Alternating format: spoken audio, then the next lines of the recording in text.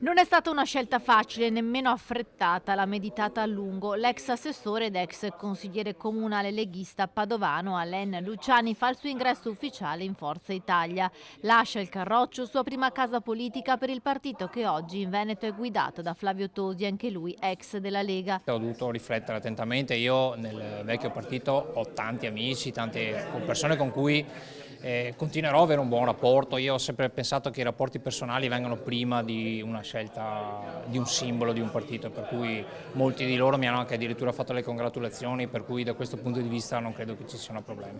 Una scelta maturata per poter continuare ad ascoltare e portare all'attenzione della politica le istanze dei cittadini, come Luciani ha fatto in questi anni. La stragrande maggioranza dei voti miei sono sempre personali, assolutamente personali, perché davvero io riuscivo a cogliere molte persone che magari un simbolo piuttosto che un altro poteva essere più o meno di gradimento.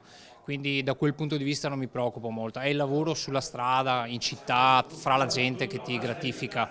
Eh, Si può riuscire o non riuscire poi a essere eletti, ma è secondario. Quello che importa è che le persone riescano ad avere qualcuno a cui riferirsi. Per il coordinatore regionale Flavio Tosi è il secondo colpo messo a segno nel Padovano dopo il ritorno in Forza Italia dell'ex sindaco di Albignasico ed ex consigliere regionale Massimiliano Barison. Sono persone capaci, competenti e con esperienza amministrativa, credibili, che stanno sul territorio, cioè persone che vanno in mezzo alla gente, con gli imprenditori, con le categorie economiche, si confrontano e sanno raccogliere il consenso in modo serio. Modo serio vuol dire ascolti il cittadino, ascolti l'imprenditore e gli dai una risposta. Non è che raccogli qualsiasi cosa e prometti qualsiasi cosa.